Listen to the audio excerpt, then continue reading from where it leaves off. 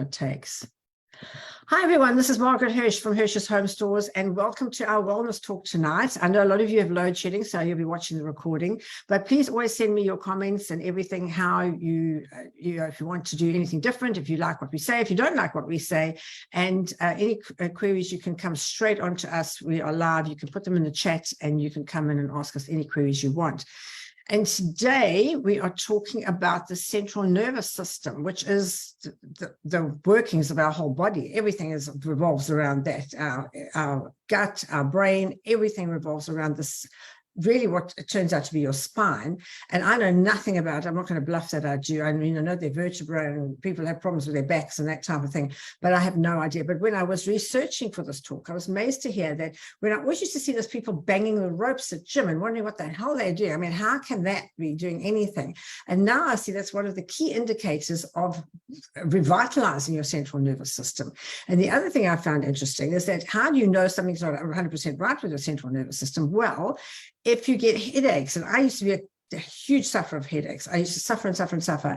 And then I found a pill that fixed me, and it trained my brain not to have headaches anymore. And now the only time I get a headache is when I'm hungry. If I'm really, really hot, or if I'm very, very hungry, I'll get a headache. But from somebody who suffered their whole life, and I can remember walking back from school with my head thumping, and oh my God, I can't even hold this head up. I used to literally hold it and walk. I had such bad headaches. And now I never get a headache anymore. So I'm really hoping it's because my central nervous system has now sorted itself out. So Kerry, come on in from cold and early New Zealand and tell us, what about this and what made you bring this up as a subject? Thank you, Margaret, and thank you once again for these wellness webinars, because I think as much information that we can get out there is super, super important for us to have a balanced health system. And once we are balanced, our body heals itself. So it really is about what are the different ways that we can bring our body into balance. And I know we have spoken so much about the gut. We've spoken so much about nutrition. And I think I just wanted to chat more about the nervous system, because often people, they think that there is food or there is something else that is not working properly, but they never get to check out the spine or whether there's an alignment issue going on. And I think this is so, so important, just to, have something else in your toolbox, have another thing to know about and to check about. And that is really about, is your nerves actually talking to each other? Is the communication from your gut getting to your brain? Because that's what the nerves do. It's your huge communication system within your whole body. And so we want our body to be communicating. We want the gut to be communicating with the brain. We want the brain to be communicating with the gut. And if you think down your spine, each vertebra has these nerves coming off each vertebra, and these nerves go to different organs within your body. So if the spine is out of alignment, the nerves are not going to be talking really nicely. They're not going to be communicating efficiently and effectively. And so that is one of the things, people keep on saying to me, do I have to go to a chiro? Do I have to go to osteopath or craniosacral? And I'm going, if you can, it's actually beneficial, because just to do a check-in, it's really, really good just to check and see. When we look at it, the spine is broken up into different sections. So we got the cervical section, which is your neck section. Now, how many of you are on these devices, or even Margaret, you were saying earlier, you come onto the screen and your neck is forward because there's an excitement, and there is devices, there's laptops nowadays, and we're pushing this neck forward all the time. Now, this neck area, the cervical area, that's affecting our vagus nerve. Yeah. So our vagus nerve is the biggest nerve in the body, and that's the one that we need to be most concerned with, because all the other nerves feed off the vagus nerve. So you've got to make sure your vagus nerve is aligned and activated in order for everything to actually function and get the messages correctly. So then we've got the thoracic area, which is the top of your back. That area feeds, when you think about it, it feeds your lungs, it feeds your heart, it feeds a huge amount of emotional areas, the breathing of the lungs. And so when we're stressed and we're short of breath, or where we're feeling a lot of heartache, that are the nerves around the thoracic area, very much deal with the emotional side. And then the lower back, believe it or not, if those nerves are out of alignment, that is to do with your metabolism. So we carry this little bit of belly fat, and we're eating properly and we're exercising, and we're wondering, why can we not flush this belly fat? And that's because the nerves around there are probably, could be, not actually in alignment, because we're sitting incorrectly, we're crouching, we're doing something with the lower back, and the nerves are not feeding those organs correctly. Think about how many digestive organs are in the lower back. Huge amount of digestion goes on. And if those nerves are not working efficiently, it affects the metabolism. It really affects the metabolism. And then the very bottom part is your sacral part, and that really actually has to do with your whole physical side. So if the sacrum is out of balance, then really it's the legs, it's to do with your whole physical body. So often we think the lower back is to do with the digestive organs, so that must be where, you know, we need to focus, but it is to do with the metabolism. It really puts the metabolism out if that's out. So I really wanted to talk about these just to bring your awareness around. It's very important to stand up straight, put your neck back, just make sure that the shoulders are nice and back, that you're actually standing in your power. You're standing really, really well, and we're not sitting all day crouched around. It's so important that we get to stretch this body, that we get to stretch out the muscles and the nerves and the spine. We really get to stretch out the spine. You know, why I'm so fascinated by the spine is that I was 13 years old when I went into a back brace, a solid back brace because of my scoliosis. So I have got a curvature of the spine, and it most affected me in my 20s. That's when I had most of my issues. So what happened when I was 13 is they put me into the solid back brace. It went right up to the top of my shoulders, right down to the top of my bum. It was under my boobs and all the way down. So it was solid. It had a steel pin down the spine. And the thought process back in those days was that as I was growing in my growing years, I was going to grow straight because it's holding me in place. Well, 2 years later, they said to me, you stop growing now, you can come out of the, of the brace. And so I did. My stomach was nice and flat. I had a beautiful waist on me, but my core muscles were so weak. They were so weak that they actually, my curvature just slumped back to 25 degrees, and that's where it settled. It settled. So I've lived my adult life with chronic pain, absolutely lived with chronic pain. And I have tried craniosacral therapists, osteopaths, biokinetics, kinesiologists, chiros, you name it, I've tried it. And the one thing that helped hugely was nutrition. It was nutrition, because I needed to get my whole body out of inflammation. I need to get it out of the pain. So nutrition was a huge, huge help for me, really, really huge help. But during my 20s, the effect of having a lower curvature spine is I was told by 2 specialists that I wouldn't be able to have children. So that's what started my health journey, is that everything in that area, in the lower area, everything was twisted. I had twisted tubes, I had inverted uterus, I had polycystic ovaries, I was carrying weight, so my metabolism was out. Everything in that lower area was affected. So I get a lot of women with infertility issues that come through and see me, and the first thing I go, is that lower spine, is it in balance? Is everything speaking to everything else? Is the communication getting to all those organs? Because as women, that is huge. That is huge. That bottom of the spine is just absolutely massive.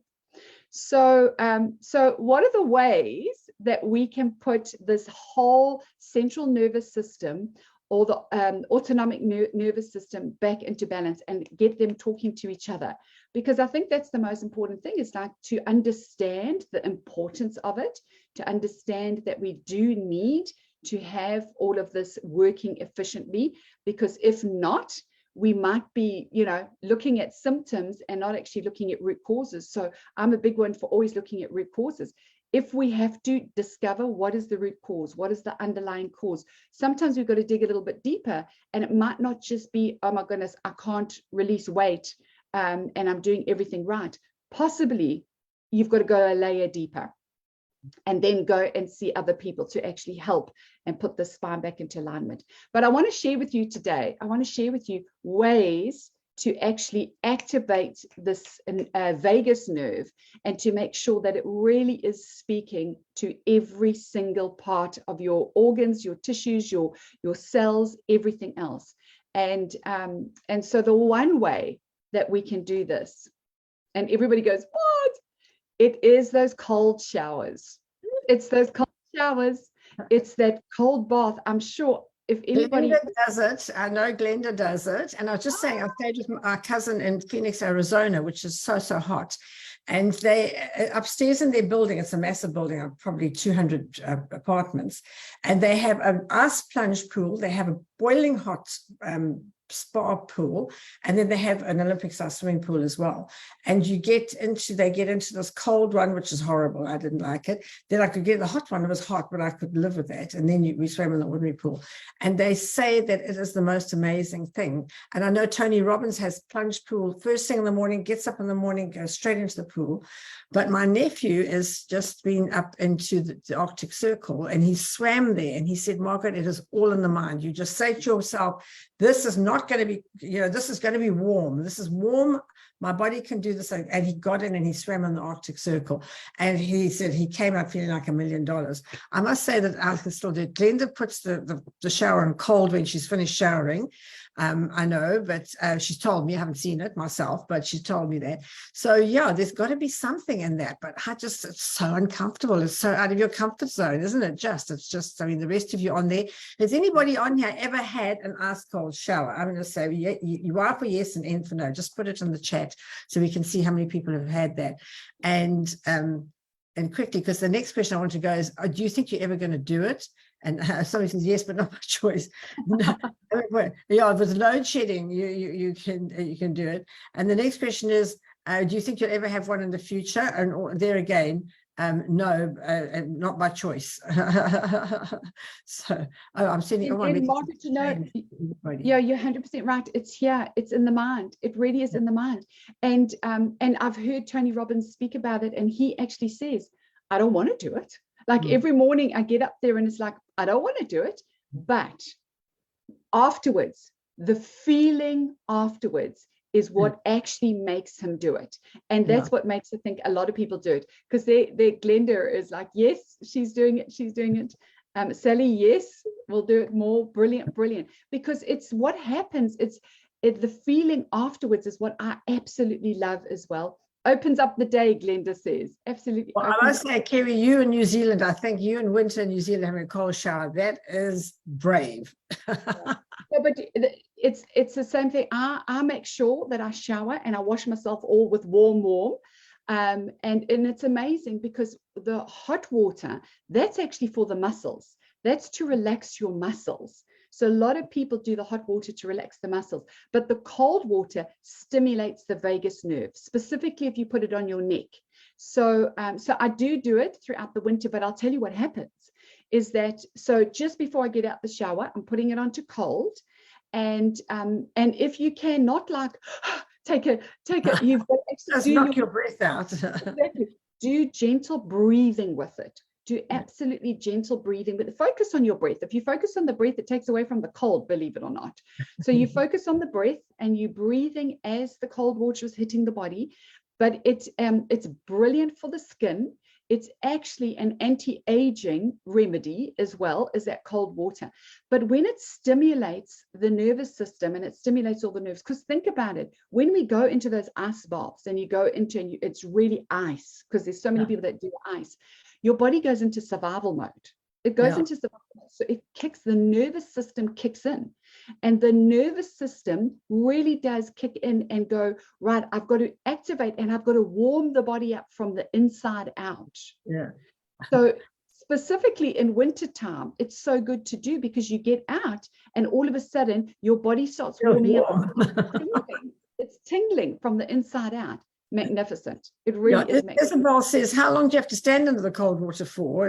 You can't say as short a time as possible. You have to say as long as you can stand it, I would say. Yeah. But I often say to people, if you've never done it before, start with 20 seconds. 20 seconds, and do the breathing for 20. And as you increase that, you'll be surprised, but you'll come to the end of the week and you'll be at a minute. And if you're under the cold water, it's phenomenal. Okay. So that's what we're aiming for. We're aiming for a good minute, and that's it. I like Glenda. She's saying she sings. Singing helps her. And well, I think that also, tell us about, because I tend to slouch because I'm on my computer all day long. I tend to slouch. How important is it to sit up? And should you wear a brace? I mean, I've seen people wear sort of braces around their middles just to tighten out. But as you say, it'll weaken your core muscles. I go on a sup board to tighten my core muscles. I don't want to weaken them now. So it's like a catch-22 situation. Yeah, and that's exactly it. I think anything that supplements our body, like those braces, we've got to make sure that we're doing enough muscle exercise and work to counteract that. Because yes, they're good for one thing, and that's keeping the spine, really in check. And a lot of people wear it if they've got a slip disc or if they've got something that is really, really bothering them in their back. But it really does. It makes those core muscles very weak. Very, very weak. Back when I had my brace, they said to me, stop exercise. I mean, that's just crazy. But I had to wear it 23 hours out of 24. It was solid plastic. I had to sleep with it. And they said the only time that I could be without it was if I was in water. So when your body is actually, buoyant and there's no gravity, or there's nothing, holding onto your growth that was happening at the time. So for me, it threw my whole body out when it was supposed to be making my body nice and straight and well. And it didn't really do much, because I went into the brace at 28 degrees. I came out at 25 degrees. So it was 2 to 3 years of being in a brace for what, So yeah. Yeah, it wasn't pleasant. They say when you smile, as you smile, it opens your pituitary gland and all your happy pulls run down your spine. And you can actually feel them. And I don't know whether it's psychosomatic or not, but now I do. And I actually feel them running down my spine. And, and that's all the hormones like the dopamine, and that does go down your spine and does make you feel better when you smile. And also when you think about in the middle of the spine is your spinal cord. And the spinal cord is actually protecting the vagus nerve and all the other nerves. How protective is that it's actually in the middle of the body, right in the middle of the body, that we've got this incredible nervous system. And it is so protected because it's so important. It's so important. And so that protection is really, really, it's brilliant for us. So talking about the neck, it is a good idea to actually, pull your neck back, because it's, when you think about it, it's the connection between the head and everything else. And so when our neck is out, and I mean, I see a lot of kids like this, when the neck is out like this, it actually immediately stops the nerves from communicating with the rest of the digestive system. So we should actually be really nice up straight, and the neck should be a little bit back. Now, there is another exercise to help with this, and this is really, really important to activate the neck area as well as the vagus nerve. So this is specifically focused on the vagus nerve. And so I'll stand up and do it, but it's actually beneficial if you lie down and do it, and you lie down with your body as straight as possible. Then what you do is you put your hands together, so you clasp them together like this, and you put them behind your head, just at the bottom of your skull there, nice in your neck, because we don't want the neck to move. When we do this exercise, the hands are keeping the neck as straight and as sturdy as possible. We don't want the head to move. But when we're in this position and we're lying flat, we want to put our eyes to one side.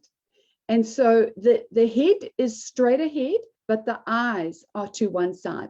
Now you actually put your eyes, you look one way until naturally you will start to swallow or you will yawn. So put your eyes to one side, and you do that until naturally you swallow or you yawn. There we go. You yawn. You yawn. And then you do the other side. And then you do the other side. So head is straight, hands are keeping the head in place. As I said, it's really good to do this whilst you're lying down, and you put your eyes to the one side, and wait until you naturally yawn or swallow. And what that does is that is actually activating your vagus nerve. And so the more often that you can do that, it is helping the neck actually become a little bit more in line, and it's opening up that vagus nerve. And that's the communication that we need to all the organs.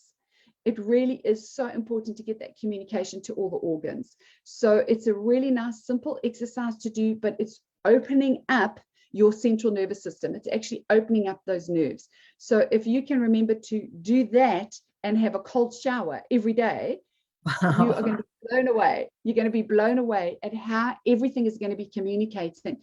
And I find a lot of people that have got that belly fat, a lot of people that have got a slow metabolism, a lot of people that have got liver issues, they need more connection to those organs. They need more connection to the digestive organs.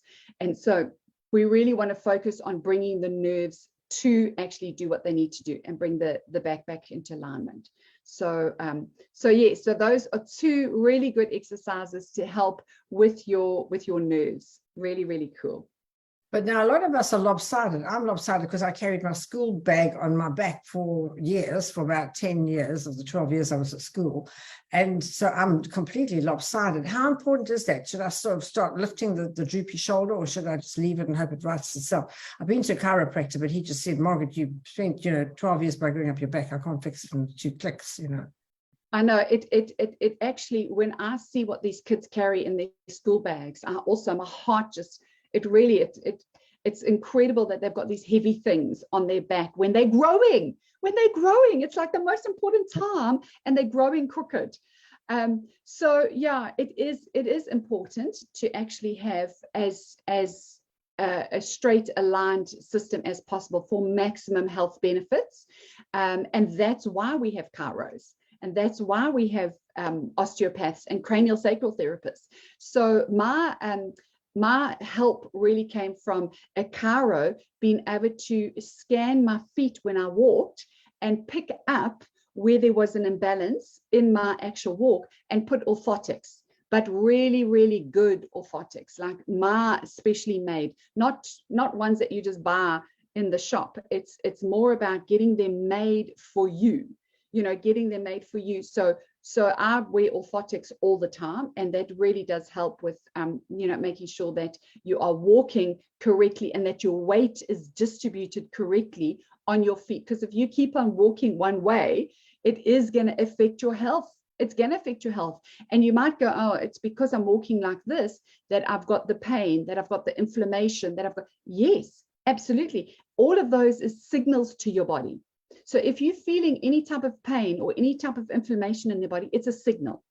The first thing you've got to do is put living food into your living body. So increase that frequency within your body of every cell, because I'm telling you now, when there's living food in a living body, there is no pain and inflammation. There's no pain and inflammation. It's just incredible. After living over 30 years with chronic back pain, the minute I started putting living food into my living body, my back pain has disappeared, even though I still have scoliosis. So I still have the curved spine, but I have no pain. So that's one thing that you've got to really realize, is we do have to look after our wellness more holistically. So it's like looking after every aspect. If there is something that is, if there's a pinched nerve somewhere, your body is trying to communicate with you. It's trying to tell you something. There shouldn't be a pinched nerve. There shouldn't be inflammation in the spine. There shouldn't be inflammation in the spine. And that's exactly where my inflammation was. I was constantly getting backache. Trying to get out of bed, it was like, I don't know who's experienced this, but you get up in the morning and you've got to stretch and stretch and stretch the body before even moving the body. Now, I jump out of bed. Yeah. Anusha, living food, because she's asked the question, what do I mean by living food? Living food is fruits and veggies that have got their own enzymes in it. Living food has a high frequency within themselves. And so when we put fruits and veggies into our living body, it absolutely increases the frequency and the vibration of our cells in our body so we can do more healing. For me, it's about activating more healing in the body and bringing the body into balance. If the body's in balance, it heals itself. If we've got a high frequency foods that we're putting into the body, it heals itself. So we should not be living in pain. Margaret, you should not be living with headaches. You know, headaches is just a huge telltale sign that something is not right. Something is not right. And we should be digging deep until we find the root cause of it. Because when you find the root cause, then you know, hang on a minute, I'm not treating the headache. I'm not giving it that tablet to treat the headache. The body is still going to give you a headache because all you're doing is dulling the symptom. But you know what I've found? Since I've been drinking water so much, my headaches go. And I think water sort of flushes the toxins out. I honestly believe that headaches are toxins in your body. And if you're drinking the water, it flushes the toxins out. And that's so much better. So we both have a sip of water now to Water is the most important thing for us. So many people I see are dehydrated. Absolutely dehydrated, and that's why it is so important that we get the hydration up so that every cell in our body, when you think about it, most of our body is made up of water. Most of our body is, but are we giving it new water? Are we actually flushing out the old and giving it new water? So Margaret, 100%, water actually helps everything communicate within our system. So if our bodies are dehydrated, how are the cells going to get to where they need to get to in order to actually do their job? And how are the toxins going to get out of our body? So we need a huge amount of water. And a lot of people say, are you sure you're not drinking too much water? How can we not be drinking too much water? And what about filtering the water? You know, how can we make sure that the water is nice and clean? I think it's important that you have some type of filter on water because depending on where you live in the world, there's either bacteria or there's heavy metals or there's chemicals in the water. So there is something. However, Margaret, have you come across, I've been talking to so many of my clients nowadays about Dr. Emoto. Have you come across Dr. I studied Dr. Emoto a lot. About probably 10 years ago when he first came out, I studied him a lot. I have the book about water and how the crystals change and that. But let's get back to the nervous system now and say, so we've done like our neck, so we've done cricking our neck and we turn our neck and you get that right. But I think that next section is the most important section because, as you said, that feeds all your heart, your lungs, that type of thing. Now, a lot of us do tend to hunch our backs and we try and straighten them, but you try a couple of times and then you spend 3 hours hunched over a computer. How can you sort of sort out that section of your back? So it is really important to, like you said, not have that hunched over because that's where a lot of people hold emotions. So we want to clear these emotions out. Although emotions are also held in organs, but that's the heart is your feeling organ. It really is your feeling organ. So what I find is a brilliant exercise. First of all, those people that are doing yoga or Pilates, where you actually stretching those your body, phenomenal, because I have seen people that do yoga on a regular basis and they're able to do this next exercise really easeful. So I want to explain it to you and see who can do it. If you sit yourself down next to a door, so we want I know, and it's hard to explain on these calls, but I'll explain what we're doing. So you're going to sit with your bum right up against, so if here is the wall, so here's the wall, and then there's the opening of the door. I want you to sit right here. So your bum is against the wall. And so your one leg is up against the wall and your body is lying down. So you lie down as straight as possible with your leg up on the wall, only one leg up on the wall, and the other leg straight in the opening of the door. So we want to put the other leg straight down on the floor. And we want to put the arms up above us. So the arms above us. Leg up, gosh, you have to be quite one leg up, just one leg up. Yeah, one leg up. And what we need to notice here, we need to try and get our elbows on the floor. So if the elbows are on the floor, it's going to make this area a lot straighter. So Okay. we're not arched, we're not, this is now stretching the body out. It's an exercise to stretch the body out, put the arms straight up and the elbows not bent whilst the leg is up on the wall. So it's amazing when you do this, you will see that, some people, the elbows are actually at a little bit of an arch. And it's like, I can't get my elbows on the floor, but continue to do this. And then obviously you swap sides so that you do it to the other leg as well. And some people like me that have got the curved spine, my legs are different. So one leg I can put straight down on the floor. The other leg I'm really battling to put on the floor whilst my elbows are on the floor. So we want the stretch to happen, and we want the elbows actually to be on the floor in order for our spine to be as straight as possible. That's what we're getting at, a stretch so that the spine can be as straight as possible. And here in New Zealand, I have come across so many people practicing different types of Chinese medicine. Yes. And and there has been phenomenal Chinese, Korean, a lot of Asian, Japanese, a lot of Asian influence. And it's just incredible that these exercises that I'm telling you on the floor, amazing stretch, Joy says, are brilliant. These exercises are to allow the spine, so the vertebrae are just opening up a little bit and allow the spine to be stretched so that the nerves can actually do their job. So that's exactly it. And that's why, it's when you look at Chinese medicine, they often go to what is the nerves doing in the body? Where is the nerves communicating? How do we open up the body? How do we stretch the body? So, Margaret, if you want, I can share pictures with you about that stretch that I'm talking about. We're going to play this on Facebook Live, and then people who want to watch it again can actually go over it and do the exercise. And I want you to send me that picture of the spine with all the different sections.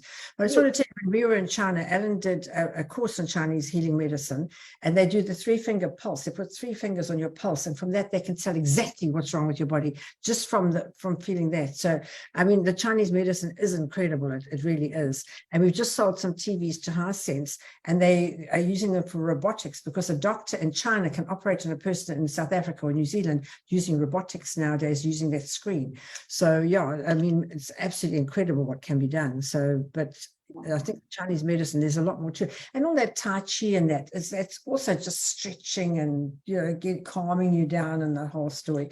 And I just was talking to Glenda yesterday that I'm not doing my yoga as I should. And she gave it to me. She said, how can you say that? I'm doing it. Still doing my shoulder stand, although she's had an operation, she's still doing it and I'm not doing it. So I'm now getting stuck in from tomorrow and I'm going to be doing that. Yes. Yeah, it's incredible, because every yoga person that I have asked to do that exercise by the door, flat. They can put their elbows flat, their spine is straight. It's incredible how much I see the difference between somebody who does yoga and somebody who goes to the gym. If you just go to the gym and you're doing, weight training, which is for another reason, you do your weight training for, for the bone density and for the strengthening and the toning. But the yoga is phenomenal for healing, actually. I really believe it's one of those exercises that is really, really there. Yay. Glenda's going to be on your back again if you don't do that yoga. That's so phenomenal. Most people get their back pain in their lower back. That's the lower back. That's where it all comes to. Yeah. And so that is, there we go. Glenda says yoga is the best healer. And that's what I feel yoga is about. It's more healing. It's calming the body. It's calming the system. But 100% correct, Margaret, most people, it's in their lower back. It's really in their lower back. And that is a huge telltale sign, is how are you sitting? How are you standing? And is your body really aligned? Because often you will find that there will be pain in the lower back if the spine is not in alignment. And so I see it over and over again. What happens when the neck is out of alignment, the lower back is out of alignment. There is a correlation between, because your body's trying to compensate. It's trying to compensate. So it's trying to put you in alignment, but it's actually working with what it's got. So if there's anything going on with the neck, know that you're going to have lower back issues too. At some stage, it's going to show up. It's really going to show up. So for me, it's really start with the neck, because this is going to open up the vertebra here in order for the vagus nerve to really start working. So I sound straighter now than I was. is. It's like, yeah, just so be so aware of the neck, so aware of the neck, and then you know that once the neck is actually fully in alignment, that's it. It will help the lower back. It will absolutely help the lower back. But a good thing to do with the lower back is to make sure when you stand for long periods of time. A lot of people suffer with their lower back when they're standing for long periods of time. That also is because of the inflammation. The inflammation accumulates in the lower part of the body. And so we have the belly fat. If we've got belly fat, often you have pain because it's too much for the spine to hold. And so we need to work on removing the belly, and then the spine is actually happy. Because think about the strain that a big belly has on the lower back. Yeah. So I want to talk to everybody about one of the yoga exercises we do, and Glenda will tell me what it's called. You actually lie back on your elbows and put your head back, and you get shocked at how heavy your head is.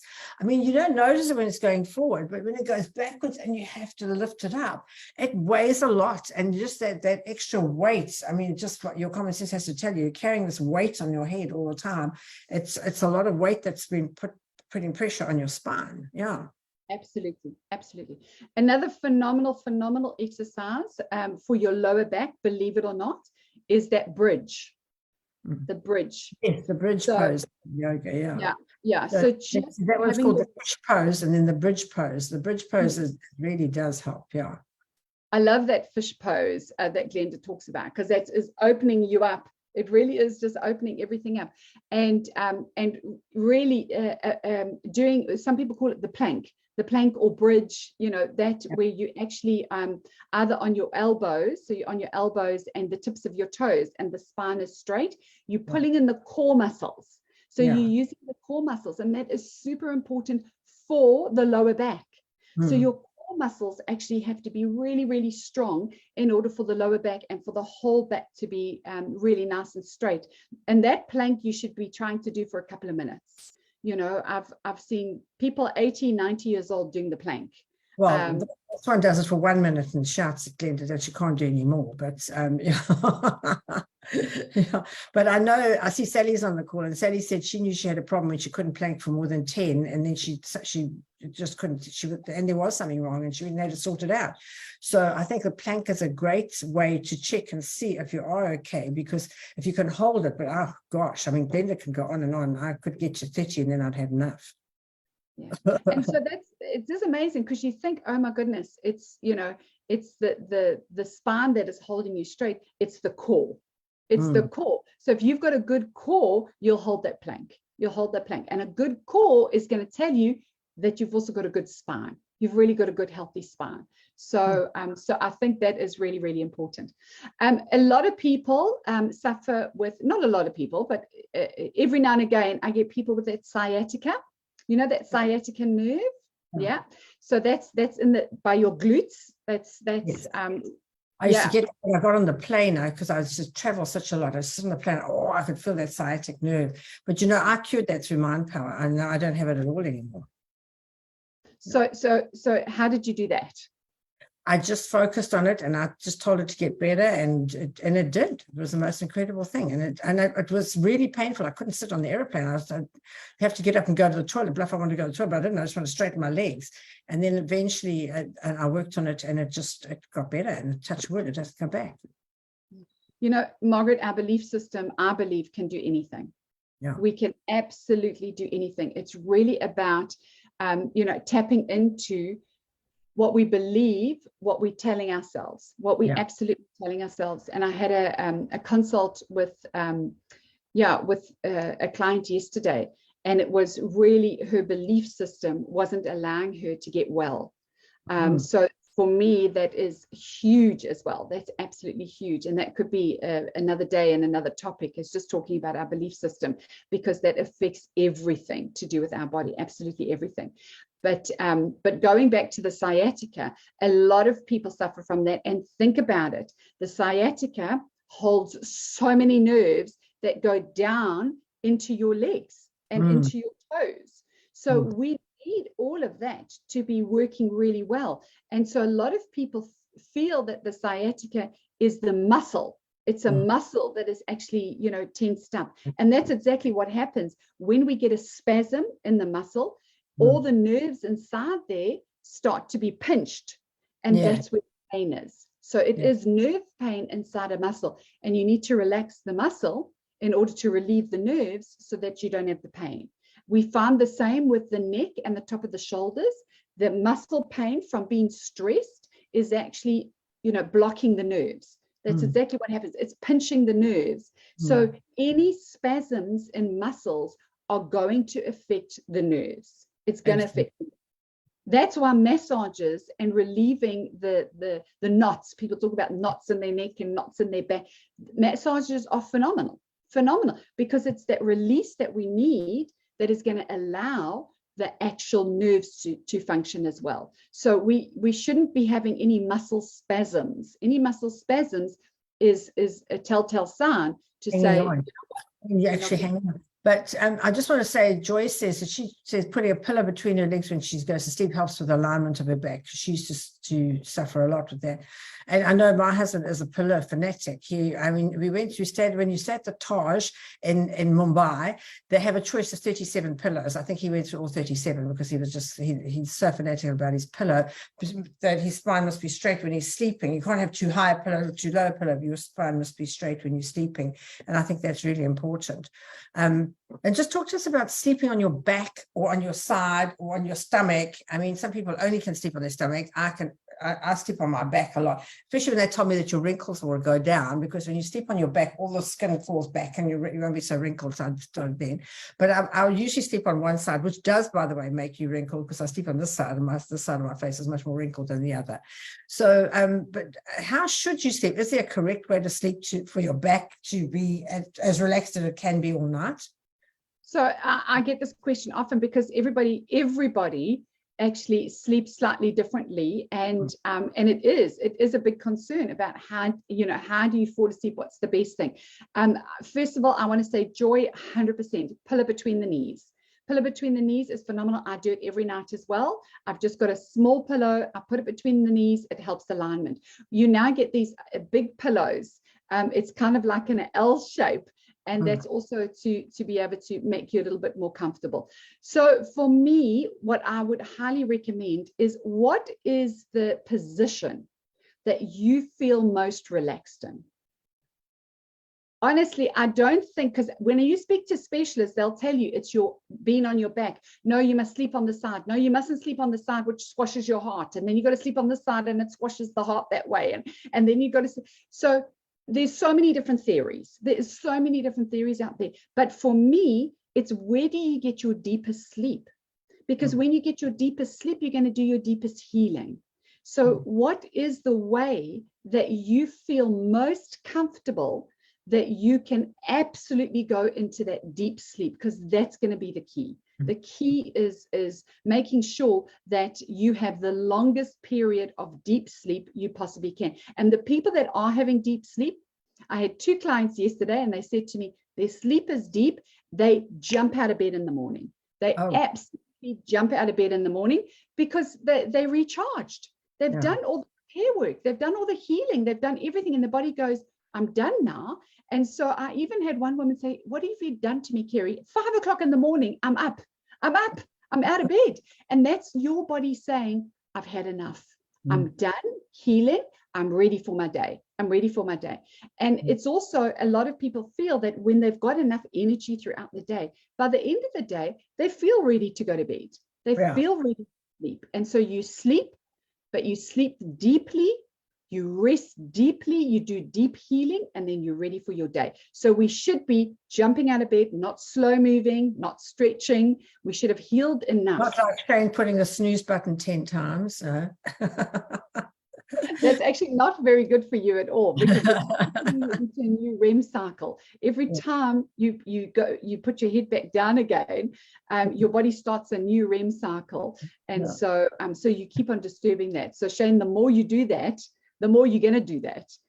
It's hard to get out of that. So the best thing is, the alarm goes off, you jump out of bed. You jump out of bed. Oh my goodness. Just in case. And that doesn't wake you up in the morning with a shock of that. But I wake up at 4 o'clock every morning, no matter where I am. 4 o'clock in the morning, I'm up. That's it. And my husband just, why don't you lie on? It's Sunday. I can't. I'm done. I'm done now. I'm up. So yeah, I'm a great believer in that. So it's quite incredible that your body is always communicating with you. Always communicating. And that's why I think knowing that your nerves are so well taken care of, if you can take care of your nerves, you're going to get louder communication. You're going to get louder intuition. You're going to get that gut feel where you know things are actually working correctly for you. And that's actually your nerves. Because when you look at the stomach, by the way, is covered in nerves. The stomach has this bundle of nerves all around it. And so that's why people go, oh my goodness, I'm feeling nervous in my gut. I feel nerves. I feel excitement in my gut. I feel so much, and my gut's in a knot. We talk about the gut a lot, about, how it actually is one of those places that we feel things. And that's your nerves. That's your nerves around the gut. When I see that the nerves are not being affected around the gut, that's where I actually see most of the imbalances taking place.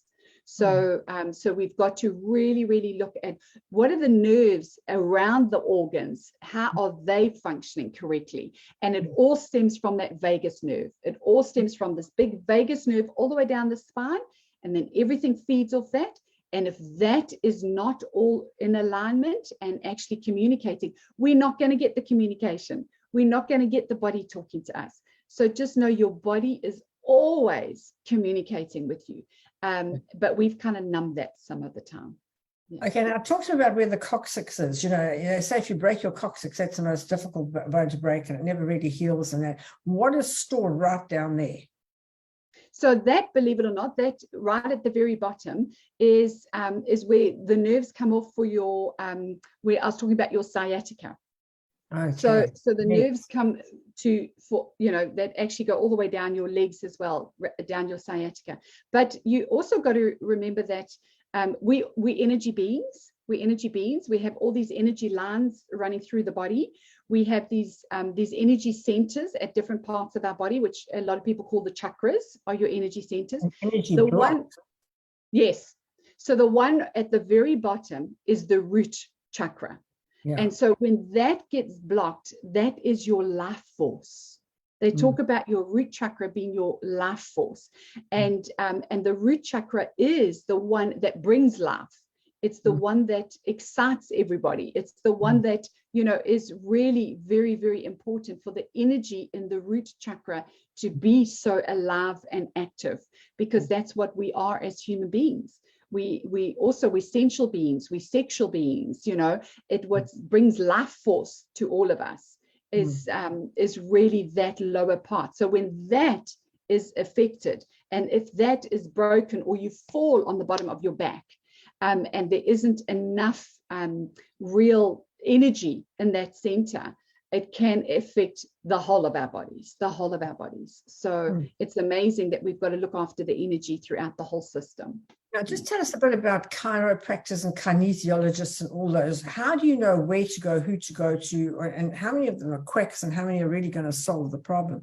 I must say that I went to a chiropractor once and I was very nervous. I was like uptight the whole time.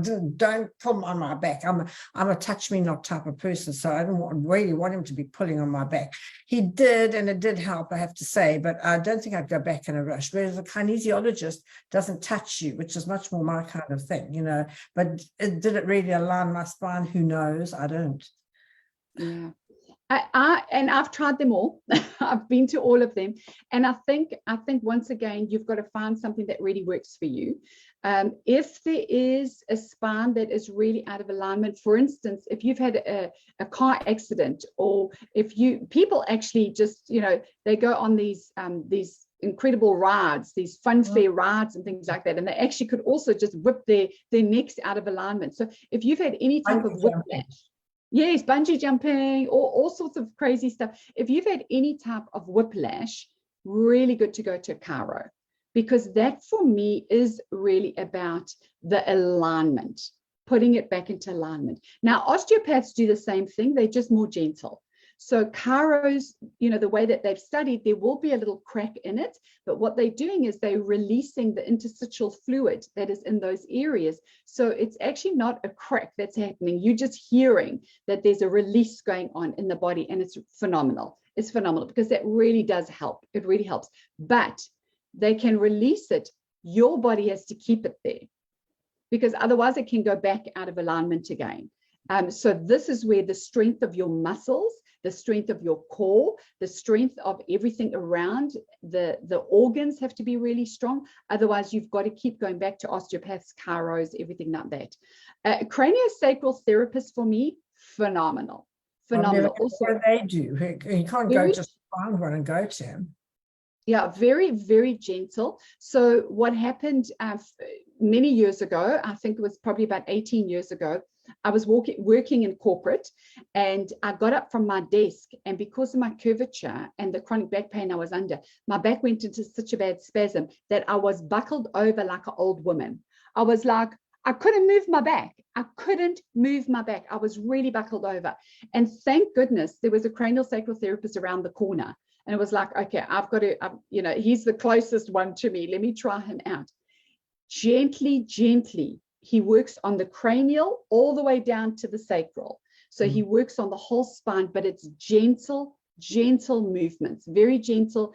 And he works with the energy of the head as well, and moves it in different ways.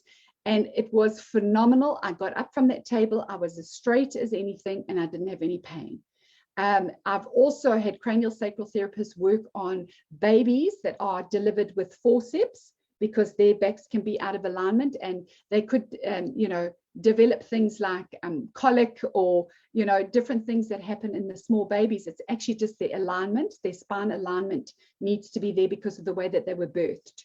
So often when C-sections, when the baby hasn't come through the birth canal, hasn't been massaged through the birth canal correctly, and they've been whipped out too quickly, they need alignment as well. So I've had so many babies that the parents don't know what to do. They're crying, but I'm feeding the baby and I'm trying to do everything. And it's actually just a little 1 or 2 tweaks, and a cranial sacral therapist doing it so gentle on the babies. Phenomenal, phenomenal. Chiros have actually also worked on babies. So I love both of those. Kinesiologist is all about energy work. So it is about the energy in your body. So they're not going to really move your body at all. So for me, the biokinetics give you exercises to do.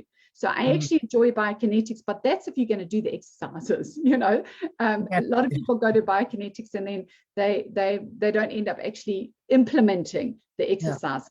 Yeah. So physios are the same when it's the muscles that they are releasing. So when they're releasing the muscles, that is allowing the nerves to be released as well. So that is also phenomenal. So I think if you are not getting relief from one of these practitioners, try another, because depending on what your body is going through at the time will depend on who is actually successful with you. But don't give up.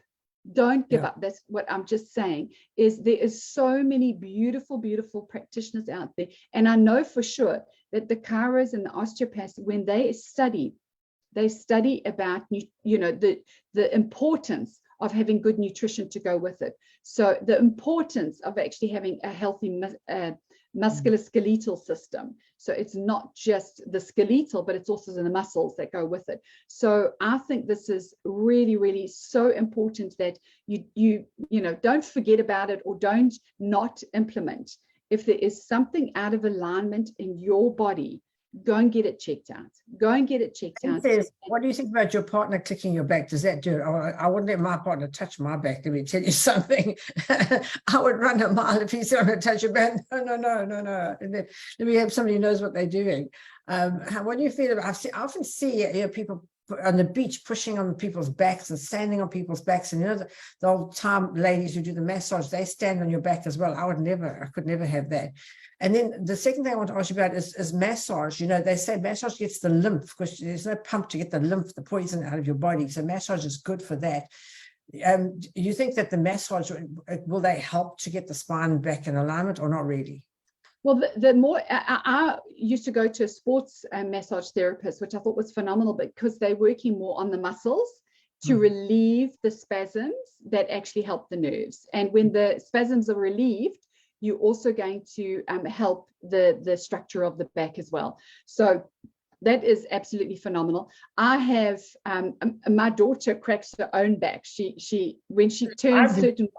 I often crack it like that. Yeah. Oh, there's a new guy on YouTube who says, if you want to get rid of belly fat, which I definitely do, he says suck your belly button in and then turn sideways like this and sideways like this. And if you do that for 10 minutes a day, you'll get rid of all your belly fat. So I'm trying it. I'll tell you if it works or not. I've been trying it for 2 days now. But I think and people click their fingers and their toes and they go, oh my goodness, is that right? Is that right?